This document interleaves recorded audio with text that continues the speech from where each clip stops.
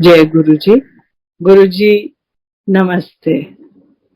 गुरु जी, आंखें बंद करके गुरु जी का वही रूप नजर आ रहा है। जब कोई आता था या किसी को कोई इंट्रोड्यूस करता था तो गुरु जी यूं हाथ जोड़ते थे, ढीली ढीली उनकी उंगलियां, और सिर मुंह देखते थे और हाथ हिलाते थे। और जब छुट्टी भी होती थी तो कहते चल नमस्ते।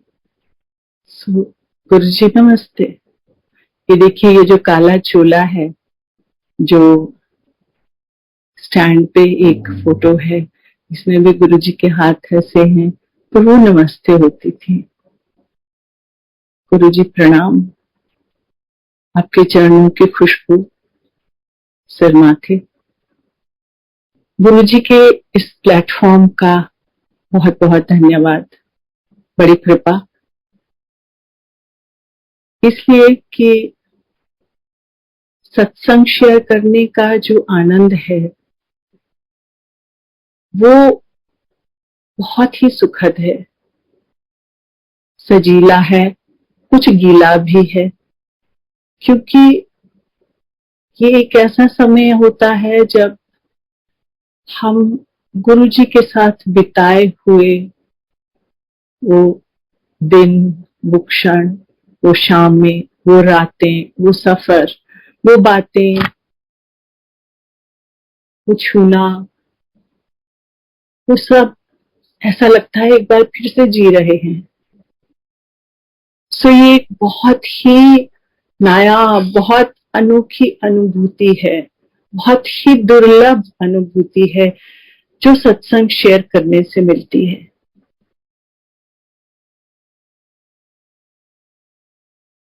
संगत का बहुत बहुत धन्यवाद जो सुन रहे हैं।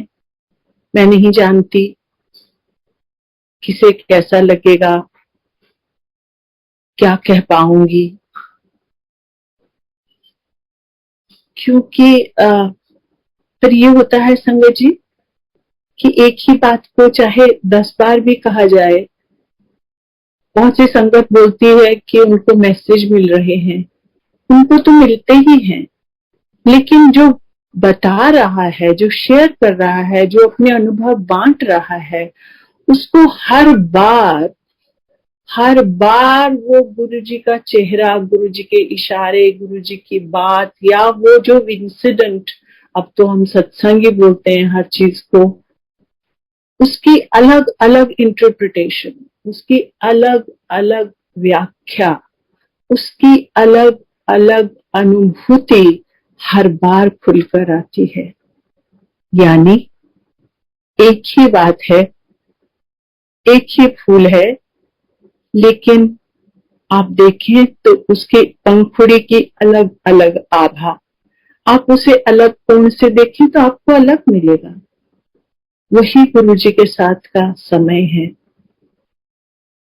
उससे अगला धन्यवाद उन कष्टों का। एक कष्ट जिसकी वजह से गुरु जी से मिलना हुआ, मैं तो नहीं कहूंगी कि उस कष्ट की वजह से हुआ, वो गुरु जी ने समय निर्धारित किया, लेकिन वो बहाना बना या बात बनी।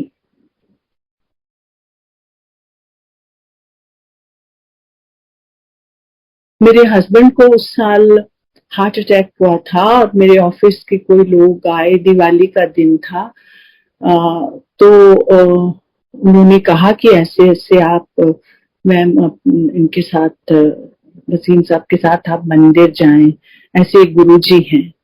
और मेरे मुंह से पहला सेंटेंस निकला, I don't believe in living gurus. चूंकि मुझे ना तो किसी गुरु की तलाश थी, ना ही मैं ऐसी किसी बैकग्राउंड परिवार से आई थी जहां गुरु प्रथा की कोई ऐसी थी। और उसके बाद मैं एक साइंस पढ़ी हुई हूँ, सरकारी नौकरी में थी। तो मतलब ये सारी चीजों का एक पैकेज ऐसा था कि मुझे मतलब मैंने मेरे मुंह से यही निकला। और फिर उन्होंने आगे कुछ कहा और पता नहीं क्या हुआ कि नहीं, ऐसा नहीं, पढ़े लिखे लोग होते हैं और शिव का तो। और अगले 10 मिनट में मैंने कहा नहीं, हम जाएंगे। बल्कि उनको फिर हमारे घर के बाद कहीं और जाना था। So but I was insistent कि नहीं, हम जाएंगे और हम आपको वहां मिल जाएंगे। उन्होंने एम्पायर स्टेट का रास्ता बताया, तो और हम लोग गए। और जो गए तो बड़ी अनूठी जगह, एक थे खूबसूरत गुरुजी, और 40-50 लोग गए होंगे। दिवाली का दिन था, चाय प्रसाद, फिर हलवा प्रसाद, और कुछ ऐसा आनंद, ऐसी शांति, ऐसा मतलब उल्लास उस जगह में था कि बस इंसान को लगता था आप सब कुछ भूल जाओ। और फिर लंगर हुआ। उसके बाद वो 4-4 लोगों का लंगर हुआ एक थाली में, तो वो भी एक नई चीज थी हमारे लिए। और फिर उसके बाद उस दिन डांस हुआ। कहा वाह, ये तो बहुत बहुत प्यारी, बड़ी अनोखी सी जगह है। और तो बहुत आनंद आया। हम बिल्कुल भरे मन से, बहुत मतलब ऐसे लगता कि आपका रोम रोम छुआ गया। हम घर गए, अगले दिन सुबह उठे तो हमारे बच्चे वो अभी तो स्कूल से ही निकले थे, कॉलेज गए ही थे, तो सुना आप तो कहीं किसी बाबा के पास गए थे, बिकॉज हम घर 12-1 बजे पहुंचे होंगे। तो मैंने कहा हाँ। Mama what is wrong with you, अब आप बाबाओं के पास जाने लगे हो। पता नहीं उसके बाद क्या कॉन्वर्सेशन हुई, पर मैंने उनको कहा कि तुम भी चलो, और वो गए। अगले दिन कैसे कैसे मनाया होगा मुझे, it is just out of my mind, पर वो गए। और पहले दिन जब पहुंचे तो बड़ी बेटी वो कहती कि जैसे उसने एम्पायर स्टेट की सीढ़ी उतरी तो गुरु, उनको याद है कि गुरु जी उस दिन प्लेन ब्लैक चोले में होते थे। गुरु जी प्लेन भी बहुत प्लेन, नहीं तो अब ज्यादा नई संगत को लगता होगा कि सब कुछ बहुत तड़क भड़क है, ऐसा नहीं होता था। सो गुरु जी ने वो पहना हुआ था और उसको लगा उसके थर्ड आई एरिया में जैसे एक थर्ड सा हुआ, और बैठ गए। और उनको लगा कि कोई नॉर्मल जगह नहीं है।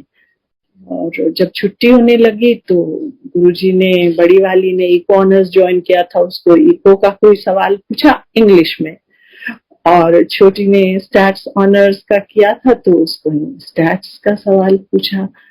ये अक्टूबर की बात है और मार्च में उनके एग्जाम्स थे, तो वही सवाल। सो वो तो खैर एक छोटी सी चीज है गुरुजी के की दुनिया में। तो ये हुआ पहला अनुभव। उसके बाद कुछ ऐसा लगा कि भाई जाना है, जैसे भी जल्दी से ऑफिस का काम, जल्दी निकलो, बस गुरुजी के पास जाना है। उन दिनों गुरुजी 7 दिन बैठते थे, तो बस घर जाओ, सरकारी गाड़ी छोड़ो, फटाफट तैयार हो, अपना साड़ी उतारो, सूट पहनो, और बस गाड़ी उठाओ और चले जाओ। और दूसरे तीसरे दिन गुरुजी मुझे बोलते तो फिर कार नहीं बैठा जाता। सो मैं हंसी। एक आध दिन और बीता होगा कि मेरे हस्बैंड यहाँ नहीं होते थे, वो बाहर काम करते थे, मैं दिल्ली पोस्टेड थी। और लंगर हो गया तो अधिकतर लोगों को छुट्टी हो गई, और फिर उन्होंने कहा कि चलो चलो जी, अब मुझे नहीं पता कहाँ जाना है। सो मैंने किसी से ऐसे पूछा, मेरी जान पहचान भी नहीं थी, क्योंकि ऐसा आनंद था, अनुशासन था। गए आप, गुरुजी की तरफ देखा, माथा टेका, और अपना बस शब्द कीर्तन। मैं शब्द कीर्तन से जुड़ी नहीं हुई थी, पर इतना आनंद आने लगा। और फिर बस उसी आनंद में, और किसी को जानते भी नहीं थे। फिर चाय प्रसाद आएगा, फिर गुरुजी हलवा प्रसाद देंगे, फिर लंगर होगा, और फिर अपना घर जाओ। तो बस ये ही मेरा रूटीन था। तो कोई बात करने की ज्यादा वो नहीं होती थी। वैसे भी अनुशासन था जी, बहुत अनुशासन होता था। हम लोग कोई मतलब आवाज नहीं करते थे, कोई किसी की तरफ देख के कोई इशारा नहीं करता था। और तो कहाँ जाना है, तो किसी ने कहा ऐसे बड़ा मंदिर है वहां जाना है, वो बन रहा है। तो मैंने कहा किधर से, एनीवे जो भी। So long story. सो मैं अपनी गाड़ी चला रही थी, तो चले गए, तो मैं भी सबके पीछे पीछे। अब रास्ता देखा तो जो अब आप रास्ता देखते हैं बिल्कुल, अब तो थिकली पॉपुलेटेड है, तब बिल्कुल अंधेरा था, यहाँ कुछ नहीं था। उस साल गुरु जी जिस साल दिल्ली आए ही थे एम्पायर स्टेट में, सो एकदम अंधेरा, एक दुकान उस पे छोटी सी लाइट जल रही होती थी, और बिल्कुल अंधेरे रास्ते से बड़े जी अब वहां बैठ गए, और गुरुजी ने पहले ही संघ सेवादारों को भेजा था वो छोटी सी दुकान में वो चाय वाय का इंतजाम, लंगर खा के गए पर वहां पहली चाय। सो वो हुआ, बैठे बिठाए साहब 3 बज गए। पर जैसे देर देर होने लगी मेरा तो दिल धड़कने लगा कि मैं वापस कैसे जाऊंगी, अकेली मैं चला रही हूँ और बिल्कुल अंधेरा रास्ता है, मैं कैसे जाऊंगी। तो जब 3 बजे उतरे हम लोग वहां बड़े मंदिर की सीढ़ियां और बाहर निकले, मैं अपनी गाड़ी में बैठी बाहर निकली, तो मेरे आगे मिलिट्री सेक्रेटरी जनरल वर्मा की पायलट मुझे कहा आप बीच में आ जाइए, और पीछे जनरल वर्मा की अपनी गाड़ी लाल बत्ती वाली। सो वो कारवां चला साहब, और हम लटियंस दिल्ली से होते हुए, उनका बंगला उस तरफ को था इंडिया गेट के इधर, मैं भी उधर ही रहती थी, तो मैंने कहा मैं चली जाऊंगी तो कहते नहीं, तो मेरे घर तक उन्होंने मुझे छोड़ा। अब किसी ने उनको थोड़ी नहीं कहा। तो ये तो छोटी सी चीजें हैं, और पर बताना ये था कि गुरुजी ने इतने प्यार से वो दिखाया। बाद में जब बड़ी बार लेके जाते थे, फिर तो जब मतलब कह सकते हो ना कि जब बातचीत ज्यादा होने लगी, तो गुरुजी देख के मेरा कमरा देखा, फिर जहाँ वो एनीवे ड्राइववे से लेफ्ट उतरते हैं जब आप, सो मंदिर का जो है प्रांगण, उसके शिव मूर्ति के आगे वहां नीचे तो वो गाड़ी के लिए बना गुरुजी का 360 डिग्री। कहते इतने खुश होके जैसे बच्चों की तरह, कहते देखो यहाँ से गाड़ी मुड़ेगी, और फिर वहां से गुरुजी ऊपर सीढ़ी से अंदर सीढ़ी है, सीढ़ी से ऊपर कमरे में जाएंगे कि ये मेरा कमरा। इतने छोटे छोटे प्यार से इतनी चीजें दिखाएं, ये देखो अच्छा बना। और फिर बाद में जब फिर पर वहां सत्संग बड़ा होता था, साल में 2-3-4 फंक्शन होते थे, वो होते थे। क्या कहें, गुरु कहें, आप सब लोग सारी संगत उनको गुरुजी ही जानती है, पूरी दुनिया गुरुजी। पर मुझे नहीं पता, गुरुजी तो हाँ एक परिचय है, पर वो क्या है? वो सब कुछ ही है, माता पिता, मित्र, सखा, भाई बहन, प्रेमी, life coach, career coach, financial adviser, या मैरिज काउंसलर, मैनेजमेंट मॉडल, आप कुछ भी कहें, हर चीज गुरुजी है, हर चीज गुरुजी है। पर ये रंग धीरे धीरे चढ़ता है संगत जी, ये रंग धीरे धीरे चढ़ता है, और इस रंग को केवल आप देख सकते हो। आप पर कौन सा रंग चढ़ा है, उसका एहसास, उसकी पहचान केवल आपको होगी। गुरुजी का रंग, गुरुजी का रस तो सारी संगत के लिए एक जैसा है। गुरुजी के हाथ का हलवा तो हर किसी को एक जैसा है, लेकिन स्वाद व्यक्तिगत। गुरुजी की खुशबू आपकी सूंघने की शक्ति पर निर्भर करती है कि आपको उस खुशबू का एहसास कैसे होता है। जैसे आप आम रोजमर्रा की जिंदगी में खाना खाइए, आप लंगर ही खाइए, अपने घर पे ही खाइए, हर किसी को एक स्वाद तो नहीं आता ना, हर किसी की जीभ का स्वाद अलग है। किसी को नमक थोड़ा कम लगेगा, किसी को ठीक लगेगा, किसी को ज्यादा लगेगा, किसी को तीखी लगेगी सब्जी, किसी को ठीक लगेगी। बिल्कुल वैसा है ये। गुरुजी का रंग, गुरुजी की माया, गुरुजी का आपके ऊपर वरद हस्त, और आपकी जिंदगी में गुरुजी वो केवल आपका अपना एहसास है, क्योंकि वो केवल आपका कनेक्शन है। ओनली योर सोल, केवल आपकी आत्मा और आपके गुरु। आप उनको गुरु कह रहे हैं, मैं भी कह रही हूँ, पर मैंने उससे पहले कह दिया कि वो तो सब कुछ है, उसमें कोई थर्ड पार्टी नहीं है, हो ही नहीं सकती, कोई जगह ही नहीं है। इतना कि आपका परिवार है, आप, मेरे हस्बैंड भी जब यहाँ होते थे, बच्चे भी जाएंगे, हम चारों गए, लेकिन हर किसी का अपना कनेक्शन है और गुरु जी को पता है कौन क्या है।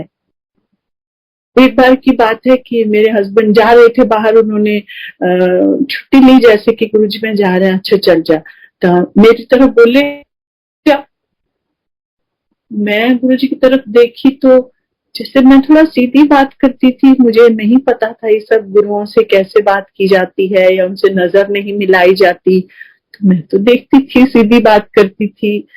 और पंजाबी भी मुझे उनकी समझ नहीं आती थी, क्योंकि गुरुजी बहुत फास्ट बोलते थे और मैं जी गुरुजी, तो फिर गुरुजी थोड़ा धीरे बोल के करते थे, फिर उनको कई बार लगता था अब इसको फिर समझ नहीं आया, फिर गुरुजी तीसरी बार बोलते थे मैं क्या, एंज एंज एंज एंज। तो कभी कभी तो ये भी हुआ कि फिर उनको लगा नहीं, इसको अब भी नहीं समझ आता, कहते चल छड़ रहने दे। तो ऐसे ही मैं उनकी तरफ देखी तो मैं तो अपनी तरफ से बोलने लगी थी कि गुरुजी मेरा ऑफिस नहीं है सुबह, पर गुरुजी कहते कि न्याणे न्याणे तुहाडे कोलों सियाणे। अब इसका मतलब तो बाद में अनफोल्ड होता है ना कि ना न्याणे तुहाडे कोलों सियाणे कैसे, क्योंकि उनकी उम्र के जो बच्चे गुरुजी के पास आए, उनका कनेक्शन संगत जी हम लोगों से बहुत अलग है। उनके नियम, वो मतलब यंग एज में आए जैसे लगता है ना, कच्चे घड़े, हम लोग तो थोड़े पक्के हुए थे, तो हमें भी लगता है, पर हम लोग सह लेते हैं, क्योंकि अब तो अपार समुद्र है गुरु जी की सत्संगत का। हर कोई अपने ढंग से आचरण करता है, हर कोई अपने ढंग से सत्संग करता है, और सोशल मीडिया ने अच्छा भी किया है, लेकिन हर चीज तो दुनिया में एकदम परफेक्ट तो कुछ नहीं होता, और उसके एक ही डायमेंशन, एक ही आयाम नहीं होते, दूसरा आयाम भी होता है, तस्वीर का दूसरा रुख भी होता है। सो गुरु जी कैसे सत्संग कराते थे, अब कैसे होते हैं, तो हमने तो वो देखा जो गुरु जी के सामने देखा। 7 बजे ठीक शुरू होना है, समय की पाबंदी, सफाई गुरु जी को बहुत पसंद, उसके सत्संग है। और बड़े मंदिर में जब कभी कोई फंक्शन होता था, फंक्शन से पहले गुरुजी पूरा एक एक कोना खुद देखते थे, उसके बाद गुरुजी खुद एक एक कोना देखते थे। और सत्संग का मतलब है केवल शब्द कीर्तन। अब इसकी ज्यादा महत्व इसलिए बढ़ गया क्योंकि अब अधिकतर प्राइवेट सत्संग होने लगे, पहले ऐसे नहीं होता था। गुरु जी के सामने कभी कभार किसी के यहाँ सत्संग है तो गुरुजी हमें ले जाते थे, थोड़ी संगत को ले जाते थे। तो मुझे याद है मैंने बोला गुरुजी हमारी बड़ी बेटी की शादी, मैंने कहा गुरुजी सत्संग करिए, कहते की लोड़ है। सो अब चूंकि लोग सत्संग करते हैं, कम्युनल भी होते हैं, घरों में भी होते हैं, तो इसलिए इस बात का महत्व बताने का, बांटने का इस अनुभव को ज्यादा है कि वैसा ही होना चाहिए कि सत्संग का मतलब है केवल शब्द कीर्तन और कुछ नहीं।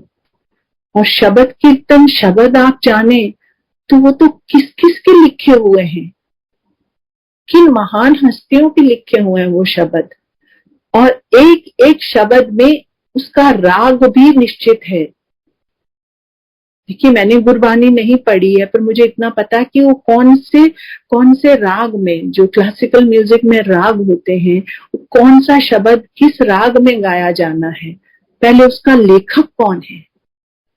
गुरु गोविंद सिंह जैसे महान लोगों के शब्द, मतलब उनको ना बजाकर हम कोई आम मॉडल्स के लिखे हुए शब्द बजाने लग जाएं, गाने बजाने में, तो उनको गाना ही बोलूंगी या भजन, तो वो तो बात नहीं बनी।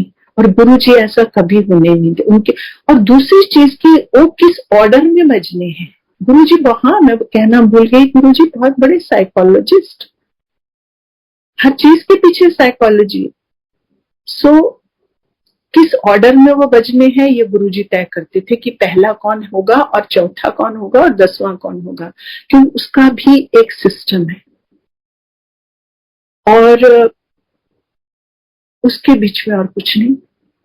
उसके बाद एक पंजाब की एक पुरानी संगत है, उनका गाया हुआ शिव जी का भजन वो बजता था, तो हमें इशारा होता था कि अब लंगर लगने वाला है, क्योंकि कोई फिक्स टाइम नहीं था। जैसे आप सोचें कि 7 से 8, ऐसा कुछ नहीं था। वो गुरु जी की मर्जी, उनकी मौज। और फिर लंगर लगने लगता था। और फिर लंगर के दौरान जो लोग आते थे, जो सिंगर भी आते थे, बड़े बड़े आर्टिस्ट आते थे, शुरू में कैसेट्स लेके आते थे, तो सीडीज आनी शुरू हुई। तो उस वक्त ब्लेसिंग के लिए, तो उस वक्त उनके वो सीडी या कैसेट चलते थे लंगर के दौरान। वरना गुरु जी को पंजाबी पुराने बहुत अच्छे लगते थे, प्रकाश कौर, सुरेंद्र कौर, यमला जट के भी बजवाते थे।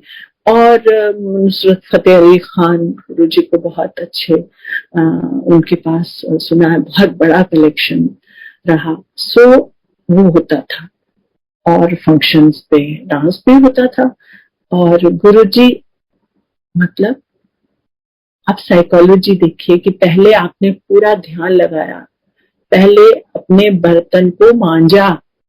आप जो पूरा दिन अपने भीतर हम गंदगी लेके जाते थे वहां, सचमुच संगत जी ऐसा लगता था कि हम डस्टबिन भरे हुए आते हैं, और जब हम जाते थे हम हल्के फुल्के साफ सुथरे होकर निकलते थे।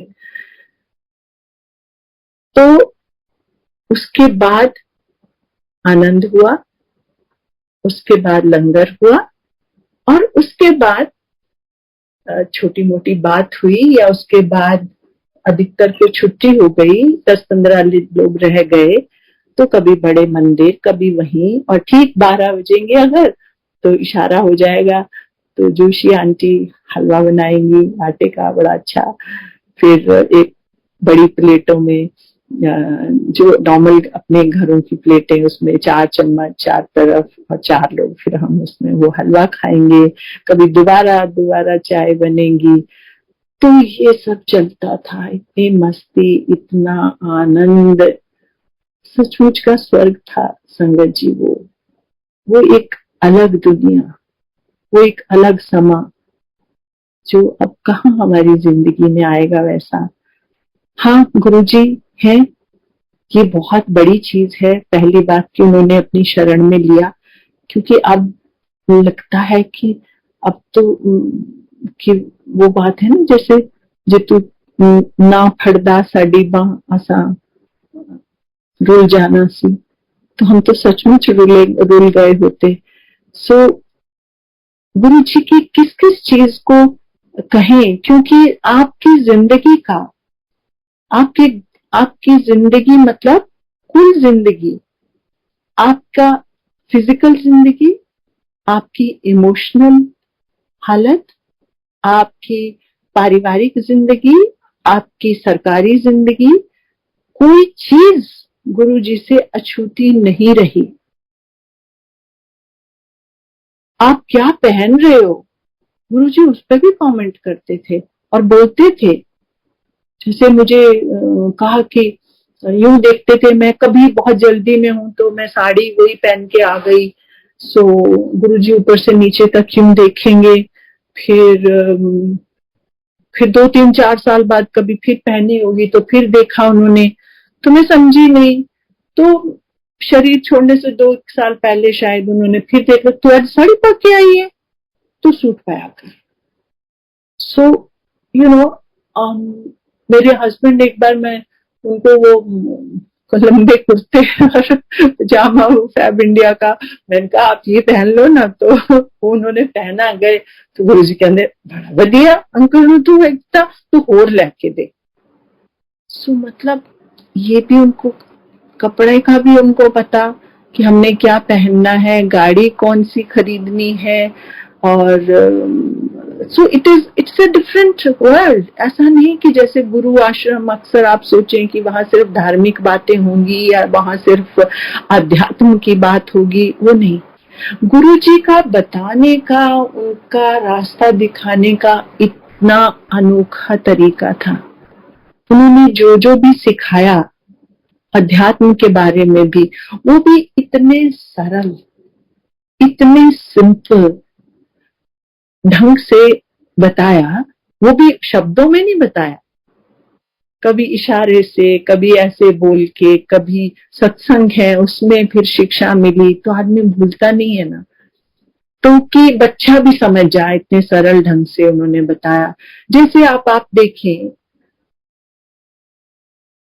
मैं जो कह रही कि गुरु जी का रंग धीरे धीरे चढ़ता है, और उससे आई थिंक हम जो समझते हैं ना कि गुरुजी ये वहां जाएंगे तो बीमारी ठीक हो जाएगी। ठीक है, बीमारी से गुजरना बहुत कष्टदायक है, किसे पता नहीं, किसे पता नहीं है। तो गुरुजी केवल वो नहीं है, गुरुजी कोई मिरेकल बाबा नहीं है, गुरुजी केवल चमत्कार नहीं करते। चमत्कार तो कितने होंगे, इतनी दुनिया है, होंगे, पर ऐसा नहीं है कि जब गुरुजी के सामने हम बैठे होते थे तो हर वक्त चमत्कार हो रहे होते थे। हाँ, कभी कभार गुरुजी इशारा करते थे तो सामने फोटो से देखा तो अमृत गिर रहा है, तो हम लोग वो पोंछ पांच के सारा मुंह में मल लेते थे अपने सब जगह, सब लोग। और उससे वही खुशबू आती थी जो गुरुजी से आती है। या कभी गुरुजी यूं अचानक किसी पे मन आया, अचानक यूं हाथ ऊपर को किया तो उनके हाथ में दिव्य प्रसाद आ जाता था, और फिर गुरुजी से नीचे करके थोड़ी देर रहते थे, और जिसको वो देना होता था उसको वो दिया जाता था, और कुछ कण उसके नीचे गिर जाते थे, वो सबको मिल जाते थे। और आप उस एक क्षण, आप सुने चीनी के दाने से भी छोटी उस चीज को अगर आपने मुंह में डाला तो गुरुजी का वही खुशबू और वो ऐसी ठंडक आपके गले से लेके छाती से लेके नीचे उतर जाती थी। तो वो चमत्कार कह सकते हैं आप। या किसी को दिया तो किसी को यूं करके साड़ी दे दी, या किसी को वो दे दिया। फिर गुरुजी कहते कि असी एक करन कोई नहीं आए, साडा काम कोई नहीं।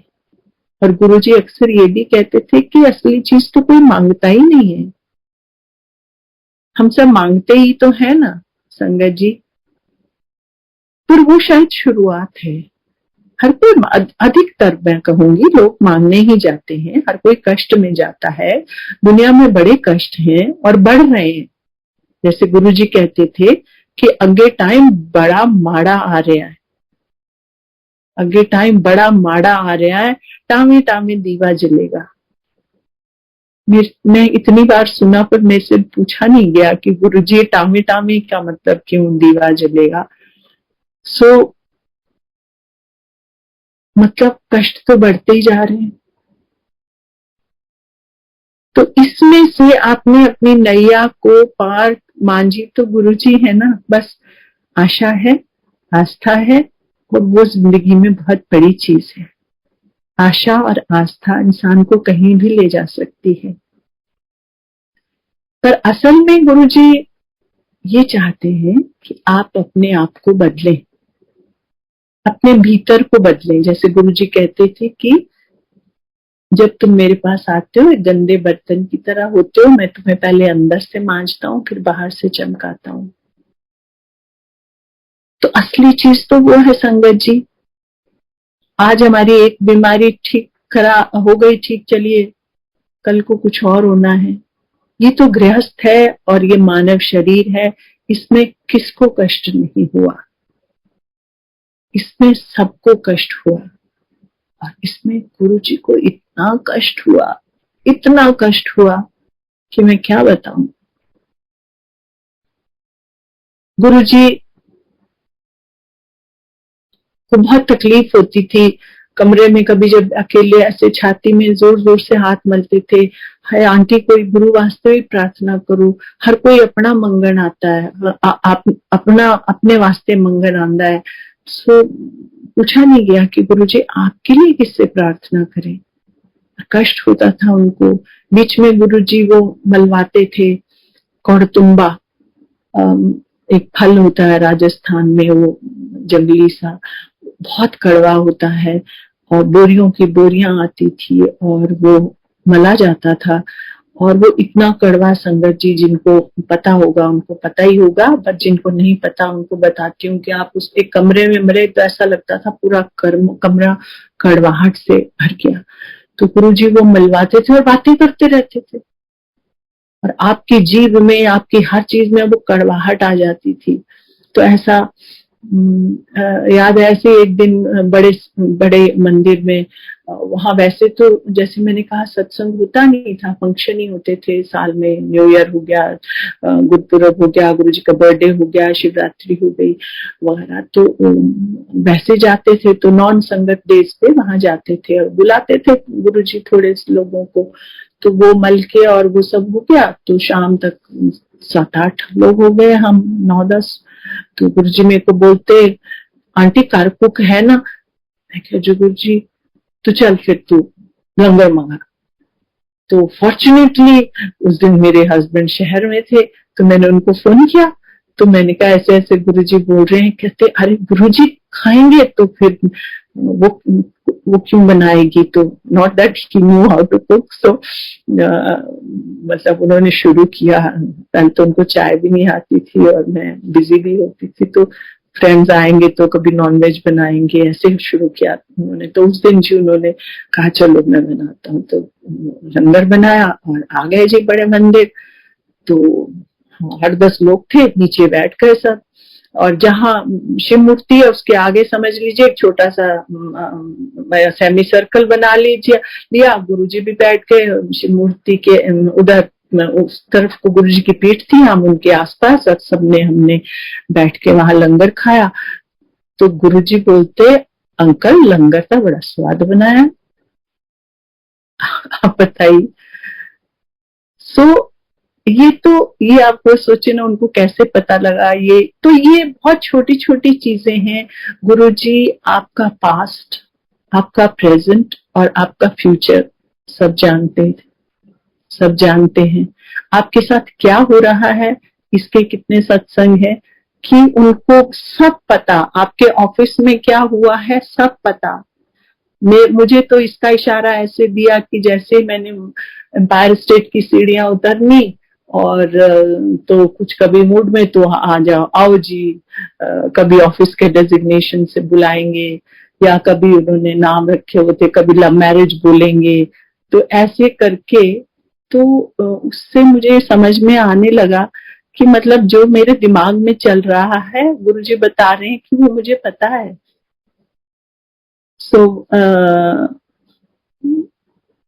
मतलब ये कोई औरों के साथ इतने सत्संग हुए हैं, संगत जी की दिव्यता, उनकी एक तरफ दिव्यता है ये सारी, कि लोगों की बीमारियां दूर हुई, लोगों को कैसे कैसे कष्टों से मुक्ति हुई, लोगों को कैसे कैसे मोक्ष भी, जिसने मोक्ष मांगा किसी को मोक्ष भी मिला है, उनके चरणों में मोक्ष मिला है। और पर वो उस आत्मा की है ना, कि उसके एवोल्यूशन है कि वो आत्मा किस सीढ़ी पर पहुंची हुई थी। अब अगर कोई आत्मा जो अभी पहली दूसरी पदान पे है उसको तो नहीं मिल जाएगा ना मोक्ष, उसको तो काम करना पड़ेगा उसके लिए, और वो एक दिव्यता है। लेकिन मिरेकल नहीं, बाबा नहीं है। और दूसरा ये है कि गुरुजी की मानवता है, मानव शरीर, और फिर गुरुजी की आत्मीयता है। मानवता मानव शरीर में तो मैंने कष्टों का बताया, फिर साथ में गुरुजी ने ये भी बताया कि जिंदगी कैसे जीनी है। गुरुजी बोलते थे मंदिरां च कुछ नहीं पिया, इट्टा ने इट्टा घर रह के हस्बैंड वाइफ की सेवा करे, वाइफ हस्बैंड की सेवा करे, वही मंदिर है। पर गुरु दे नाल रिश्ता की है, रिश्ता ओ है, किसी और को कहा ये वाली जो बता रही हूँ कि लिपस्टिक लगाओ तो सामने गुरु नजर आए, ये मुझे नहीं कहा। पर अगला सेंटेंस जो है वो मेरे सामने की बात है, मतलब मैं वही बोल रही हूँ कोट अनकोट जो मुझे कहा है या मेरे सामने कहा है। सो बोले हस्बैंड वाइफ का ये है कि जे हस्बैंड वाइफ पाए होन, आई थिंक पंजाबी मतलब है कि लेटे हों, तब विच गुरु पिया हो गए, तो वो रिश्ता है, गुरु के साथ वो रिश्ता है। और गुरु जी देखिए, उन्होंने ये कभी नहीं कहा कि आप बस पूजा पाठ ही करते रहो। किसी को एक को कहा कि कोई ये नहीं कि घंटों बैठे रहो, कहते 2 मिनट भी असली कनेक्शन हो जाए, 2 मिनट भी, तो वो भी काफी है। पर ये है कि वो हर किसी के लिए नहीं है संगत जी, वो उसके लिए है जिसका कनेक्शन एकदम डीप हो चुका है ऑलरेडी, जिसकी ऑलरेडी टेलीपैथी हो चुकी है। बाकियों को तो वहां तक पहुंचने के लिए वो रास्ता तय करना पड़ेगा, उनको घंटों बैठना पड़ेगा। और ये भी गुरुजी ने सिखाया, ये भी बताया। जैसे अधिकतर लोग बोलते थे जी इनका तो एक बार आपके काम हो गया, ये भाषा भी बोलते थे, हम तो इतने सालों से आ रहे हैं।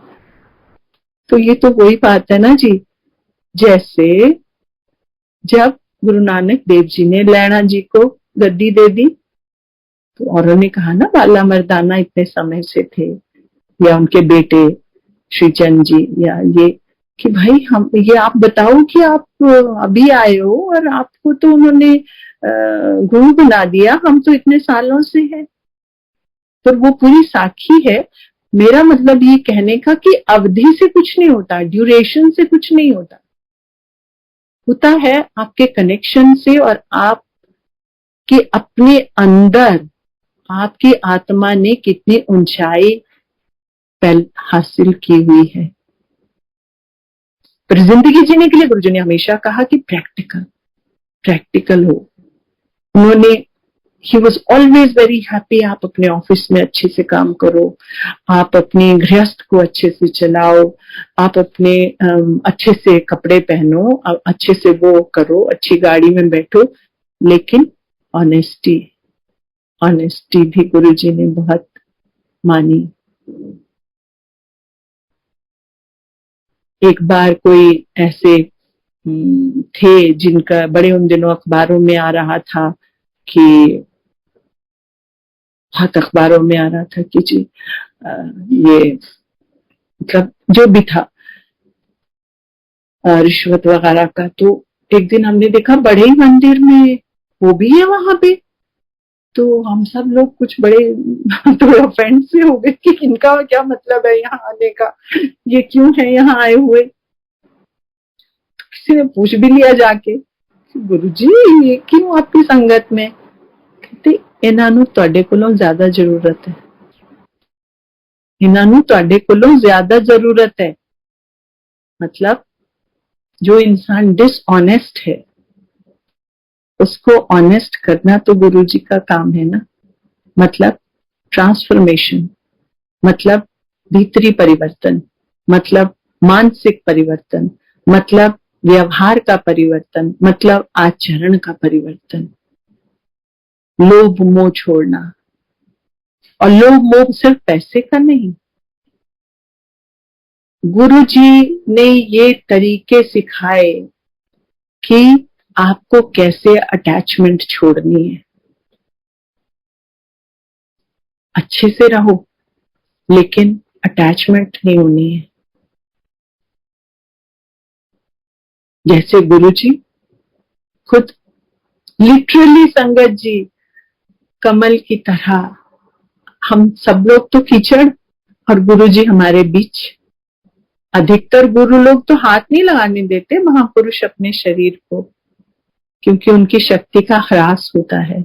हमारे गुरुजी पैर दबाएंगे, हाथ दबाएंगे, सिर दबाएंगे, पीठ दबाएंगे, मालिश कराएंगे। तो जब वो ये कराते थे उस वक्त हम लोग ट्रांस में होते थे, जिसने भी किया। तो वो तो शक्ति आपको दे रहे हैं, वो तो ऊर्जा, वो तो प्राण आपको दे रहे हैं, उनको दबाने की जरूरत नहीं थी। और आपको ये लगता था कि हम पता नहीं कहाँ हैं, हम टोटल ट्रांस में हैं।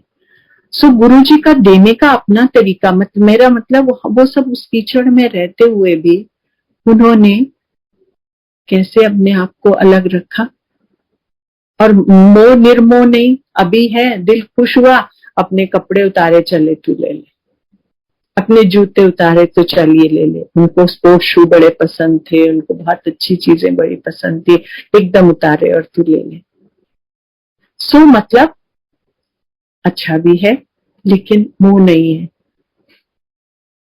हमने अपने, हमसे कुछ घर थोड़ा बड़ा बन गया था, तो हमें लगा कि ये तो कुछ मेंटेन करना प्रॉब्लम हो जाएगा और यूज नहीं हो रहा है, मुश्किल हो जाएगी, ऐसे और बहुत सी चीजें, तो लगा कि ठीक डिसीजन नहीं हुआ।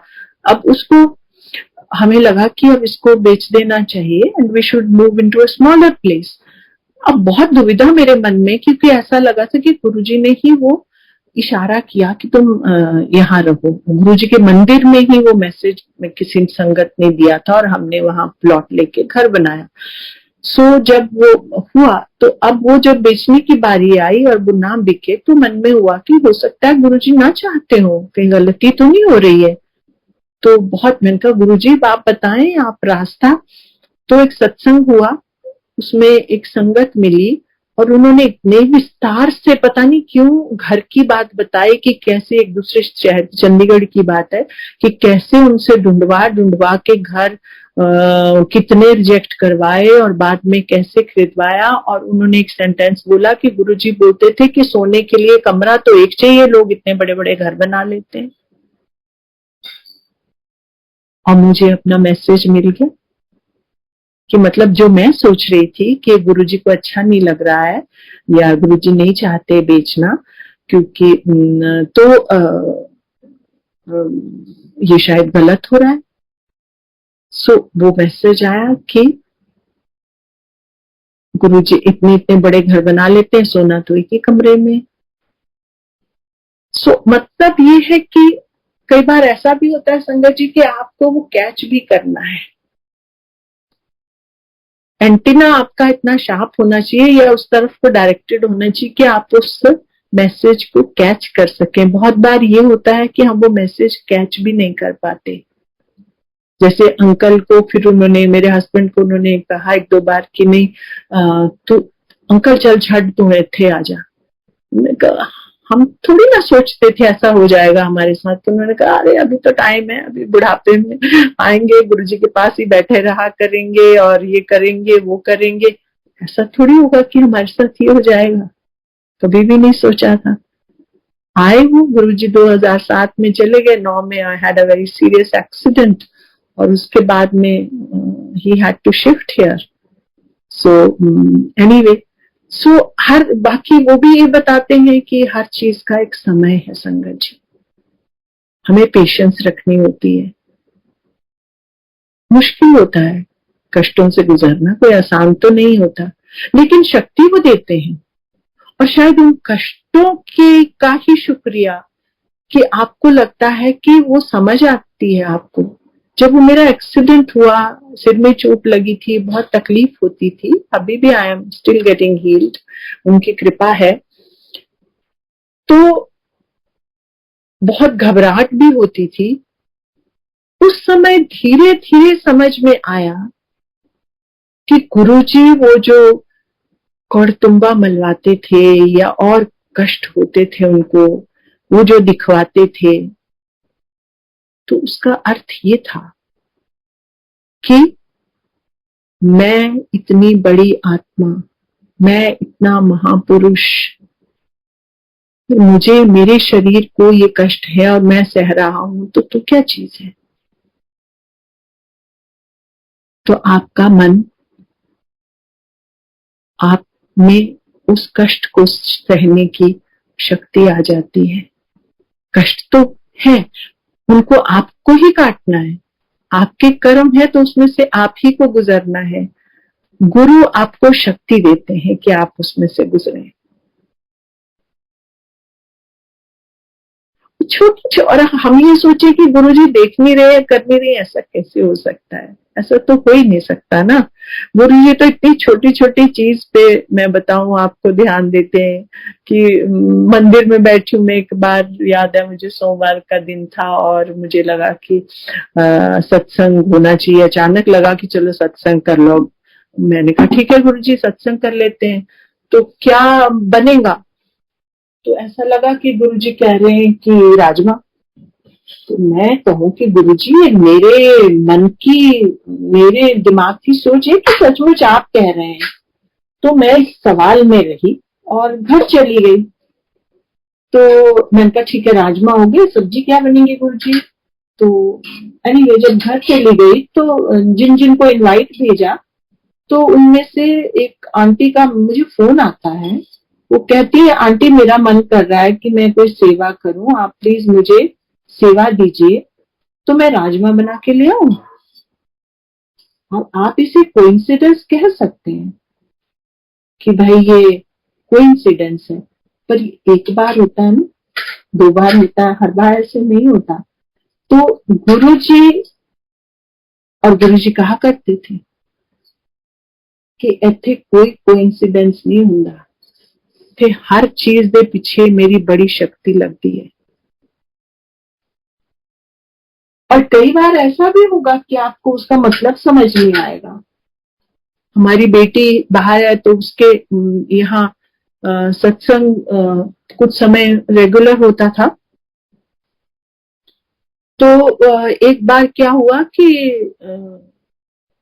सपना में, उसको सपने में गुरुजी आए और सपने में उन्होंने कहा कि थर्सडे सत्संग होता था, तो गुरुजी ने कहा कि तो ना कल ए चीज बनानी है।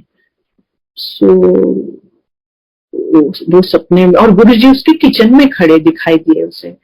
तो उसने कहा कि गुरुजी, पर मैंने तो ये ग्रोसरी ऑर्डर कर दी है और मैं तो यही बना रही हूँ, ये दाल, ये सब्जी और ये सब।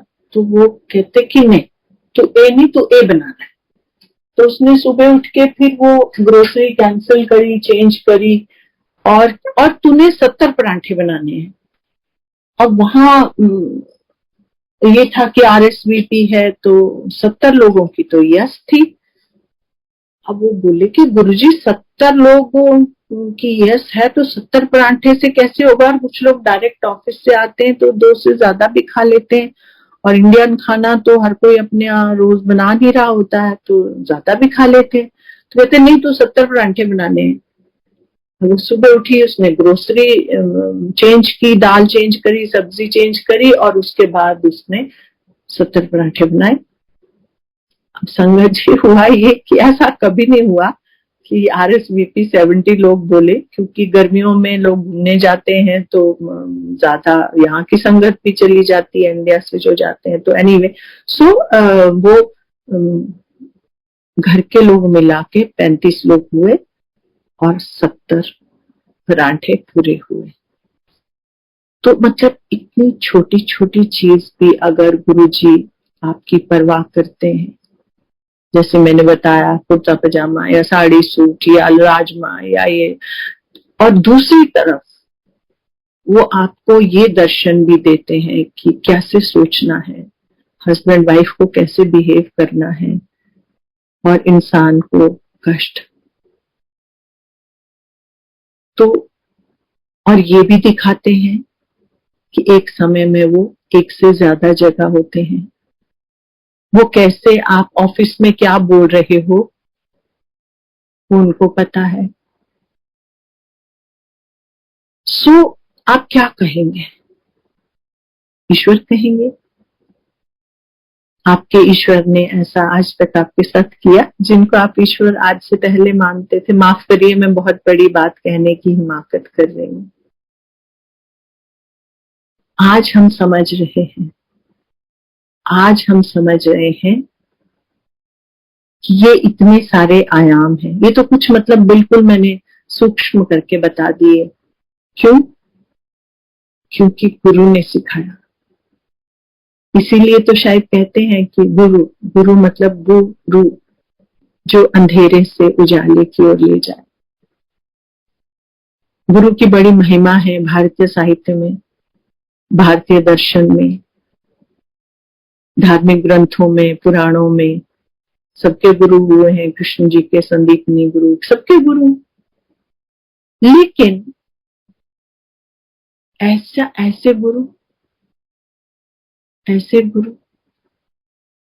क्या कोई समानता है? तो ये केवल गुरु तो नहीं है ना। अगर विश्वामित्र हुए या आप उनका देखिए तो उनके जीवन में उनका कितना रोल है। हमारे गुरु जी का हमारे जीवन में तो हर रोल है, हर रोल। अंदर कमरे में बैठ के चल तो फिर वो चंगा है ना, वो पॉलिटिशियन है जो है। मैंने कहा गुरुजी, एक दिन तो मैंने बोला गुरुजी मेरे को पॉलिटिक्स में कोई इंटरेस्ट नहीं है।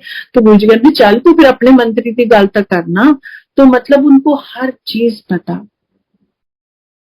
सो वो आप क्या ईश्वर कहेंगे? शायद इसीलिए बोलते हैं गुरु की महिमा की जाती है, इसीलिए गुरु की महिमा होती होगी। और इतने पोजेसिव गुरु, आप कहीं चलिए जाइए, बच्चों की तरह बात करेंगे, बेपनाह प्यार किया। लेकिन संगत जी ऐसा मत समझिए, चीजें इतनी आसान नहीं थी, चीजें प्रिडिक्टेबल नहीं थी। जब गुरु जी को गुस्सा आता था ना, तो ऐसा लगता था कि आप यहीं धरती फटे और हम यहीं समा जाए। एक बार गुरु जी हमने जैसे मैंने कहा, हमें तो गुरु की तलाश नहीं थी, हमें कहीं जाना नहीं था। और गुरु जी कितने पोजेसिव है, इसका मैं एक एग्जाम्पल आपको जरूर देना चाहूंगी कि माता जी बोलते भी थे। पहले साल जब गुरु जी आए थे तो माता जी भी थे, और माता जी भी हमारे साथ लाइन में खड़े होकर प्रसाद लेते थे। हाँ, हम लोग प्रणाम करते थे, माता जी क्यों करेंगे। और फिर आके जब बैठते थे तो माता जी अपने हाथ का प्रसाद थोड़ा थोड़ा जो पास बैठे उनको, तो वो बोलते थे इनू अपनी संगत दे अगे कोई नहीं हैगा, इनू अपनी संगत दे अगे कोई नहीं हैगा। मतलब गुरु जी के लिए संगत ही सब कुछ है। वो इतना प्यार करते हैं संगत से। हम लोग, किसी ने कहा कि ऐसे ऐसे कोई एक ऐसे होम्योपैथी दवाई के लिए, तो हम लोग हरिद्वार गए, तो उनको मिले और शिव मंदिर में उन्होंने बैठे, हम चाय पी, उन्होंने बस थोड़ा सा कहा और हम लोग आ गए। बस इतनी सी बात। और जैसे ही हम पहुंचे, हमारे साथ हम 2 फैमिलीज थी। हमारे साथ गुरुजी के बहुत पुराने एक सीनियर सिविल सर्वेंट थे जो हमारे से बहुत बड़े, वो भी थे, उनका बेटा भी था, सब थे हम। और जैसे ही हम एंटर किए, इतनी जोर से गुरुजी गुस्सा हुए, कहने उठे जाओ बाबे को इत्थे की लैन आयो। तो मैंने सोचा किसी और को बोला है बाएं दाएं। थोड़ी देर में समझ आया कि हमें बोला जा रहा। अब हमें तो समझ ही नहीं आया कि हुआ क्या हमारे साथ, हमने किया क्या। संगत जी, गुरुजी महीनों महीनों नाराज रहे। ये भी नहीं कहा कि तू मता। उनको थोड़े दिन बाद, वो जो थे मेरे साथ, उनको तो थोड़े दिनों बाद डांट बंद, उनको हफ्ता 10 दिन पड़ी होगी, मुझे तो महीनों पड़ी। तो कि ये भी नहीं कहा कि तू मता। जैसे जिन लोगों से गुरुजी कई बार नाराज हुए, बहुत बहुत प्यारे क्लोज लोग कह सकते हो आप, उनको मंदिर में एंटर नहीं करने दिया। पर जैसे मैंने जाना, इतने गुस्से से गुरुजी नाल और उधर उठे जाओ, उठे बाबे को जाओ, प्रसाद भी दे देना, छुट्टी के टाइम फिर वैसे ही करना। This went on for months. मुझे पूछने की हिम्मत नहीं हुई, गुरुजी मैं तो गुरु ढूंढने नहीं गई, मैं तो मतलब मैं तो क्यों ऐसा। एनीवे जी, थोड़े दिनों बाद एक और थे, पंजाब कार्डर के थे, उनके घर में सत्संग था, तो मेरे को बोला अच्छा चल हूं तो उठे आ जाए। तो मैंने शुक्र किया कि अब गुरुजी मेरे से नाराजगी खत्म हो गई है, तो अब मैं ठीक है। सो चली गई जी हम वहां। तो उनके दाई तरफ शत्रुघ्न सिन्हा थे, वो उन दिनों हेल्थ मिनिस्टर थे, और मैं ऑफिशियली उनको जानती थी, उनके साथ मैंने ट्रेवल किया हुआ था। और दूसरी तरफ धर्मेंद्र थे, और बाकी भी गवर्नमेंट जैसे मैं गई वहां, गुरुजी फिर गुस्सा इतनी जोर से। उस दिन तो शुक्र है मेरा रोना नहीं निकला कि मैंने कहा गुरुजी अगर यहाँ भी मुझे डांटता था तो मुझे बुलाया क्यों। तो अब मुझे लगता है काश गुरुजी आपने मुझे थोड़े दिन और डांटा होता, मेरे और ग्रह निकलते। सो इतने पोजेसिव गुरुजी, इतने पोजेसिव हैं गुरुजी आपके लिए, तो वो कहाँ छोड़ेंगे। कहते हैं ना गुरु जब एक बार बांह पकड़ लेता है तो वो छोड़ता नहीं है, वो कभी नहीं छोड़ता। हमारी बड़ी बेटी की शादी थी तो कार्ड दिए, तो कहते अच्छा तू जा रही है, तू जा रही है। एक ने कहा जी मेरी मेरी कल फ्लाइट है, कि चल फिर मेरा कार्ड वापस कर। फिर वो गई, उसने अपनी ड्यूटी बदलवाई थी, फिर सबसे फीडबैक लेते थे। एक बार किसी बहुत बड़ी शादी में हम सब लोग गए और एक लंगर जो बना उन दिनों जोशी आंटी बनाती थी, उनको बोला, वो भी अपने घर से तैयार तू होके आई, सब हम लोग तब तैयार तू और तरह से होके आते थे। तो उनको बोला तू रहने दे, तू रहने दे, तुम अच्छा। वो रह गई बेचारी एम्पायर स्टेट में। अब गए हम सब, उस शादी में पहुंच गए, मतलब डायरेक्ट ही पहुंचे। थोड़ी देर देखा, अभी शायद किसी ने कोल्ड ड्रिंक हाथ में लिया होगा और बड़ा उनका अच्छे से खाते। गुरु जी कहते चलो, सबने छोड़ा वो सब, चलो सब निकल गए वहां से और सीधे गुरुजी एम्पायर स्टेट। और जोशी आंटी को बोला चलो लंगर बनाओ। सो यू नो चीजें इतनी अनप्रेडिक्टेबल थी, आप समझ नहीं सकते गुरुजी के रास्ते। ये तो मैं आपको बता रही हूँ ना मटेरियल चीजों में स्थूल, कि हाँ क्यों वहां से निकले, क्यों हम सबको बुलाया, क्यों वहां से शादी से निकल गए और जोशी आंटी को पहले ही मंदिर में रहने दिया और फिर उनसे लंगर बनवाना था। तो ऐसी चीजें ये गुरुजी के रास्ते हैं। ना तो हम इनको समझने की कोशिश करें और ना हमारी समझने की जरूरत है, ना हमारी औकात है। बस एक चीज गुरुजी बोलते थे, पॉजिटिव सोचो, अपनी सोच बदलो।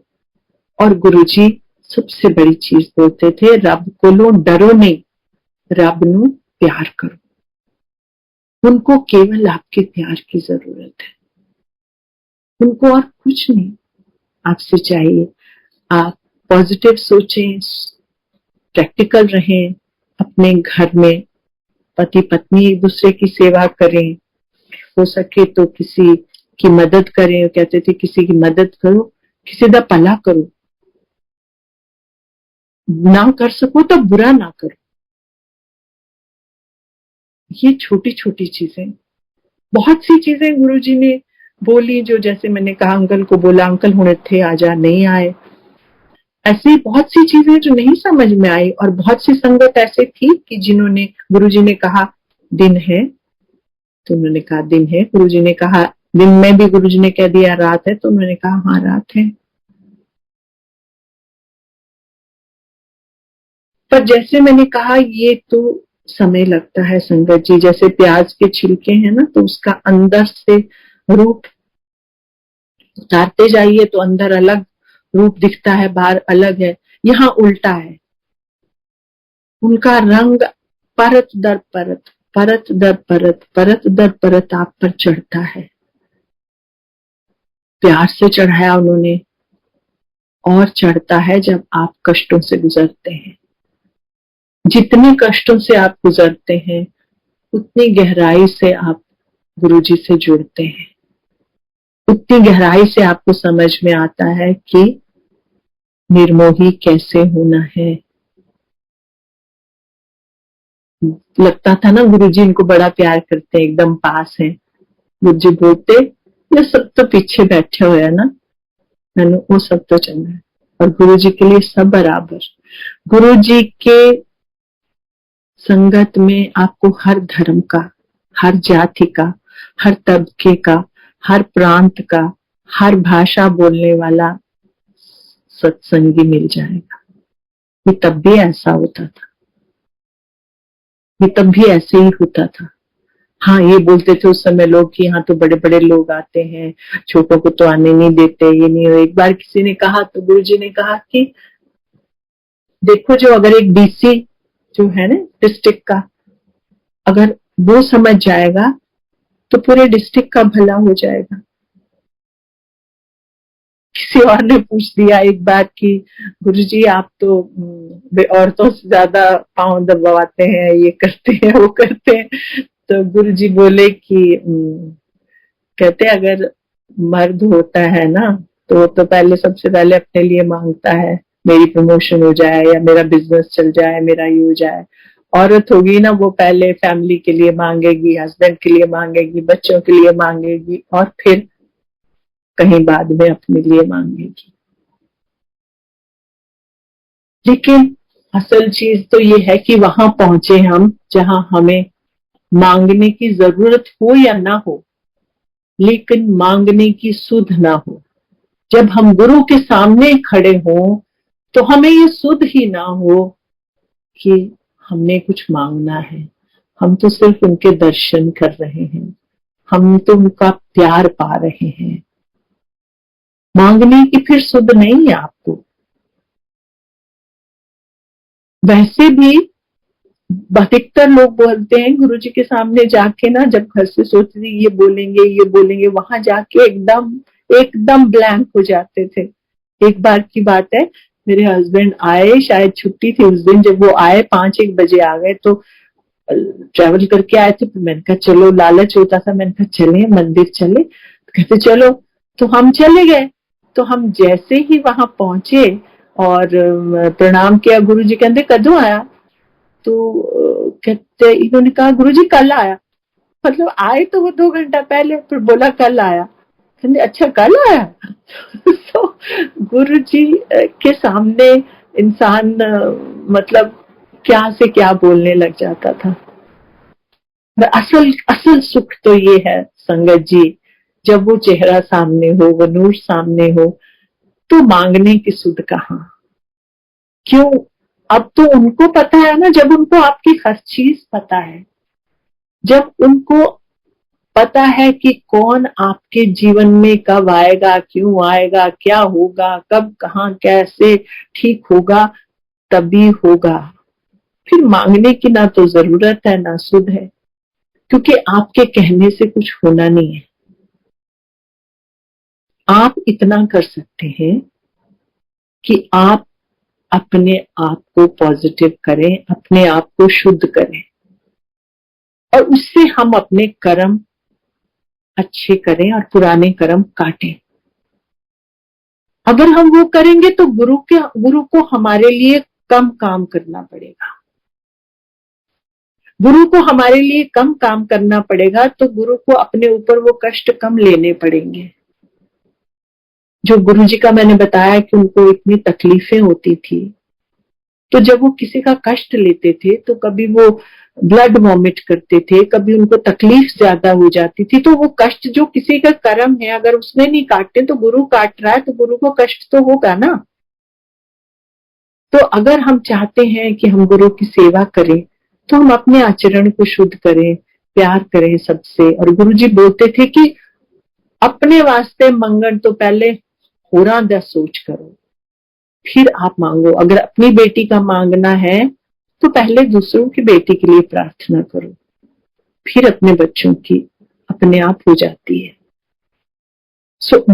जिस समय हम अपने अंतःकरण को इस तरह से शांत शुद्ध कर लेंगे, तो शायद हम गुरु के बताए हुए रास्ते में चलेंगे। इसीलिए बोलते हैं ना संगत जी, ये तन विष की बेलरी, ये तन विष की बेलरी, गुरु अमृत की खान। सिर दीजे सतगुरु मिले तो भी सस्ता जान। सिर दीजे सतगुरु मिले तो भी सस्ता जान। तो हमें तो गुरु जी बड़े सस्ते में मिल गए हैं और बड़े किस्मत वाले हैं हम। आजकल प्रार्थना से बहुत कुछ होता है, क्योंकि कलयुग है।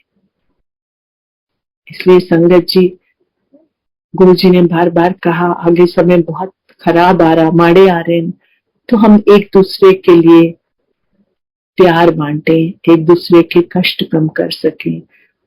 हम गुरु का प्यार सबको बांटे ताकि हम गुरु के प्यारे भक्त हो सके। और आशा है आपको आनंद आया होगा। गुरु जी के चरणों में प्रणाम। आप सबको बहुत बहुत साधुवाद। आप सबके परिवार सुखी रहे, स्वस्थ रहे। और गुरु जी का जो ये मंदिर है, गुरु जी का जो गुणगान है, ये चांद सितारों तक पहुंचे, तब तक चमकता रहे। और ये गुरु जी का प्लेटफॉर्म सबके घरों को सुख और आनंद देता रहे। इस प्लेटफॉर्म का बहुत धन्यवाद, मैनेजमेंट का बहुत धन्यवाद। नमस्कार, नमस्ते, जय गुरु जी।